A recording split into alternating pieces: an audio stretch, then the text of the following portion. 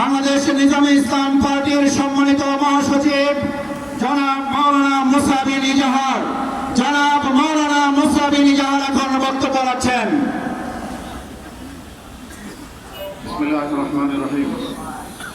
সংগ্রামী জনতা, দীর্ঘ লড়াইয়ের পর যেই নতুন সরকার প্রতিষ্ঠিত হয়েছে, সেই সরকারের প্রধানমন্ত্রী এবং মন্ত্রীদের বক্তব্য শুনলে আমাদের কাছে মনে হয় আওয়ামী লীগের নেতারা বক্তব্য রাখছেন।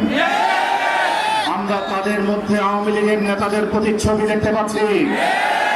দুঃখজনকভাবে বলতে হয়, আজকে বিএনপির কাঁধে ভূত সওয়ার হয়েছে। কথায় আছে, ভূতের পা নাকি পিছনের দিকে থাকে, তারা পিছনের দিকে যেতে চায়। আবারও এই বিএনপি বাংলাদেশের মানুষকে ফ্যাসিবাদের আমলে ফিরিয়ে নিয়ে যেতে চায়। 24-এ যেই জনগণ রক্ত দিয়েছে, আমরা বিএনপির এই অপতৎপরতাকে, আবারও ফ্যাসিবাদের আমদানি অপচেষ্টাকে রক্ত দিয়ে গণঅভ্যুত্থানের মাধ্যমে আমরা বাধা দেবো ইনশাআল্লাহ। লড়াই করতে হবে।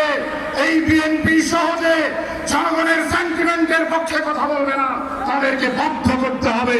সেজন্য আমাদেরকে মাঠে ময়দানে ইস্পাত কঠিন ঐক্যের মাধ্যমে আবারও গণ আন্দোলনের জন্য আমাদেরকে প্রস্তুত থাকতে হবে।